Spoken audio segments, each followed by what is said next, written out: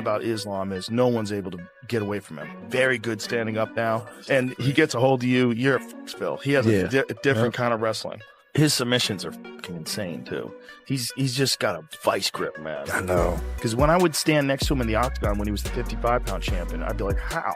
Yeah. How do you weigh 55? That doesn't even make any sense. You're 190 pounds right now. Yeah. Guaranteed. If I put you on a scale, you weigh 190. If Ian Garry can get off sharp combinations early, he could stun him. Yeah. Because Ian can move. He's fast as and he's super accurate. And the way he throws his strikes is like real clean. Yeah. No fat in his move. Pop, pop. Yeah. Everything's like, pop, pop. Yeah, he's not like a physically overpowering guy. It's technique. His technique is sharp. Do really good, and the good guys get to do both. Like if I can grab you and move you really easy, I'll feel really strong. If you grab me and I feel like a rock, I'll feel really strong. And I think that some people do both of those really well, and then some people do one or the other really well. But those types of guys, like the Islams, they do both really good. As Ian, you know, honestly, I think I am the best fighter in the world right now. That's why it's gonna be a bad day for Dustin. He's have problem with the wrestlers always, and I will give him the problem. Is Ian any different than your past opponents? Because obviously he's very tall, he's very rangy, he can make the fight slow if he wants to. What do you make of his skill set?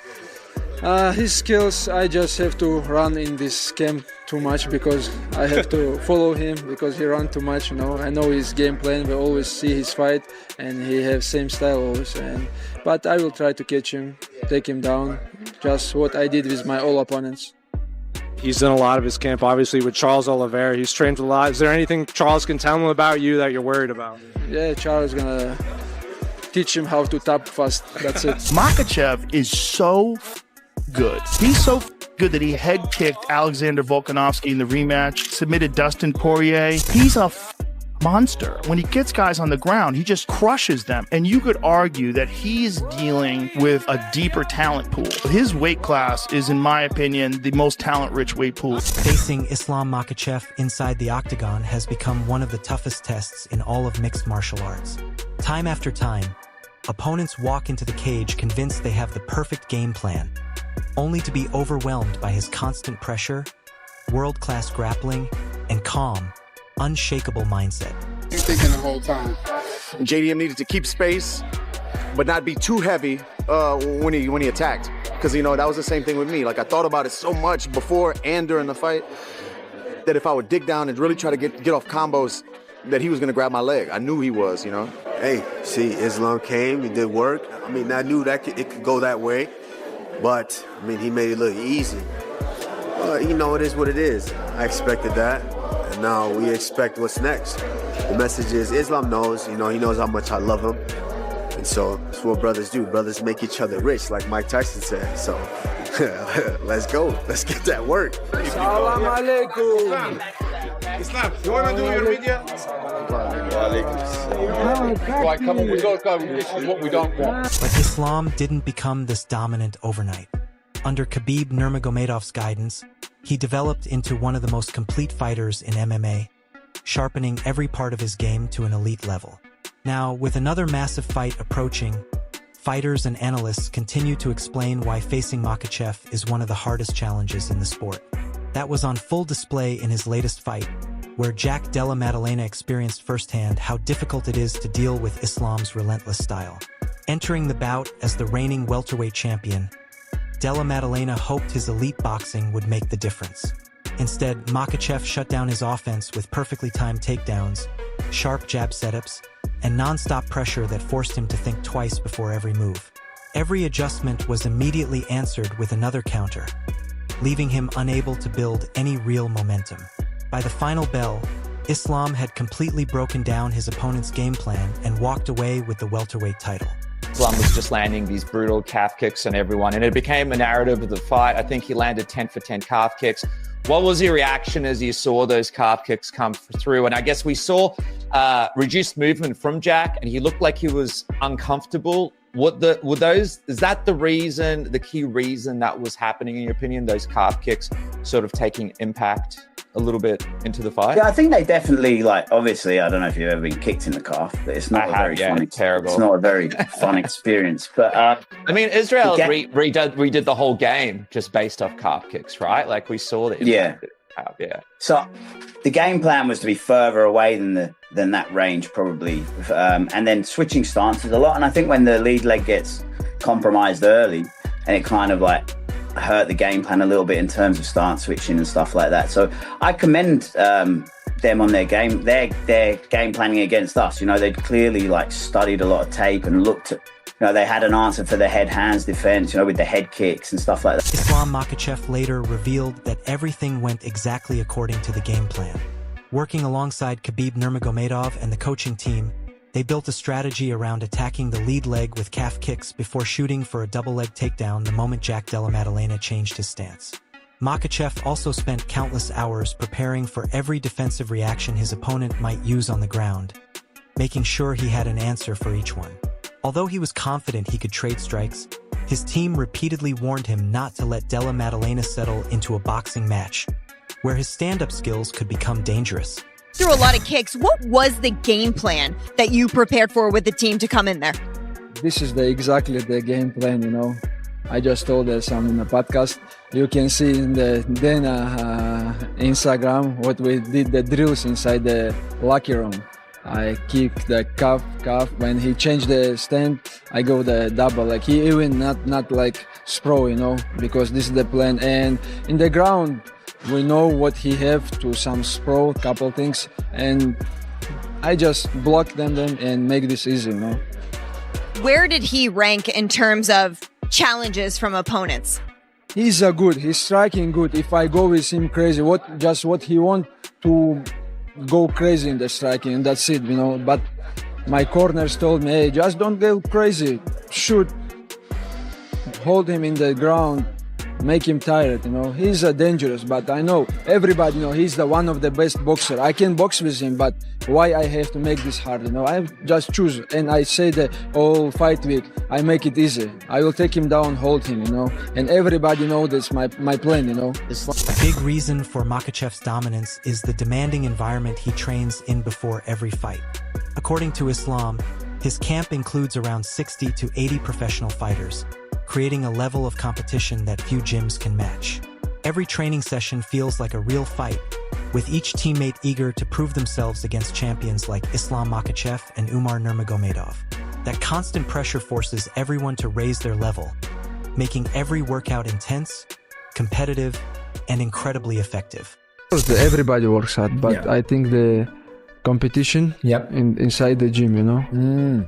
We have, like, I know everybody have good gym, good coaches, but no much people have sparring partners like us. Yeah.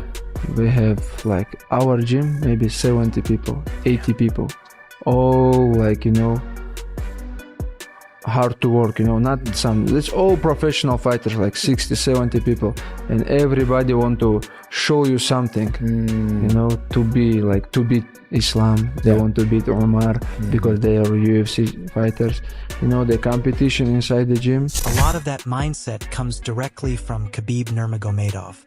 He didn't just set the standard for how to train in MMA, he built an entire culture around it. Under Khabib's leadership, there are no shortcuts and very few easy days. Whenever fighters expect a lighter session or some time to recover, Khabib often pushes them even harder with exhausting rounds on the heavy bag, brutal conditioning drills, and intense sparring. In his eyes, that's what creates champions. That demanding philosophy has played a major role in shaping Islam Makhachev into the complete fighter he is today. Very hard. When Khabib with us in the camp, you don't have too much options, you know. Today, honestly, we start to, like, with the team, we start one guys to go, Khabib, maybe tomorrow sparring, we can some rest, some rest. Okay, you just go to the light and do like 30 minutes running. Okay, like easy training, you know. But when we came to the gym, 12 rounds is the boxing bags, and after everybody run, it's not easy, you know. And tomorrow, 10 in the morning, we have sparring. This guy, he don't know his other way. Just one way, hard work. That relentless preparation has carried over into complete dominance inside the octagon. with even the UFC's biggest champions unable to solve the Makhachev puzzle. Alexander Volkanovski, one of the greatest featherweights in MMA history, learned that the hard way. After their competitive first meeting, many expected another close fight. Instead, Makhachev found the perfect opening and ended the rematch with a devastating head kick, proving that his striking is every bit as dangerous as his wrestling. The same pressure was on display against Dustin Poirier.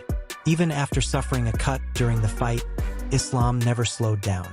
He increased the pace, kept Poirier under constant pressure, dragged the fight back into his world, and eventually secured a submission finish.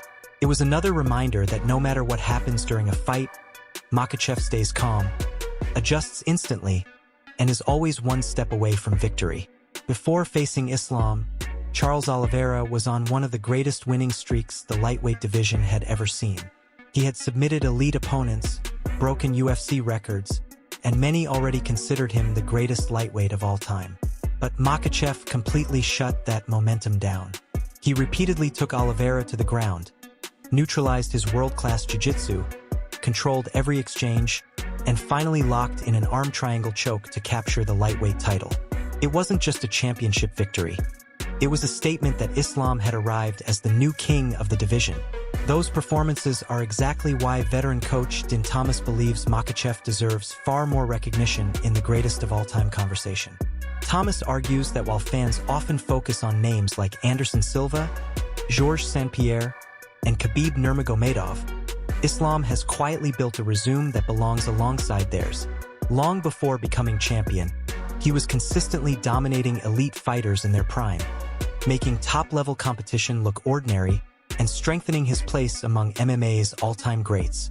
No, well, I mean, we always talk about, Anderson Silva, Georges St-Pierre, Khabib, and we tend to forget about guys like Islam. They just kind of sneak under the radar quietly and create this aura about them. And then when you really dissect that, what it is, and you go, wow, it's pretty impressive. It's really impressive. And and I'm willing to say that his strength of schedule coming up was even pretty deep, was stacked, more so than other guys. So when you talk about not only just like his winning streak, like not just his title run, but his winning streak. Like when you talk about guys like, he was just smashing really good guys easily on the way up. Like Thiago Moises. Like Thiago Moises at that time, like it's easy to look at where Thiago is today, but at that time, Thiago Moises was really good. And like a lot of the guys that he was beating on the way up were in their primes, and he made it look easy. As Islam Makhachev's resume continues to grow, many people in the MMA world now believe he has developed into a more complete mixed martial artist than even Khabib Nurmagomedov. While Khabib is still widely regarded as the better pure wrestler and grappler, Makhachev has added dangerous striking to his game. His sharp boxing, powerful kicks, and proven knockout ability blend perfectly with the relentless wrestling that made the Dagestani style so dominant. Rather than simply following Khabib's blueprint, Islam has built on it, creating a more well-rounded and unpredictable style.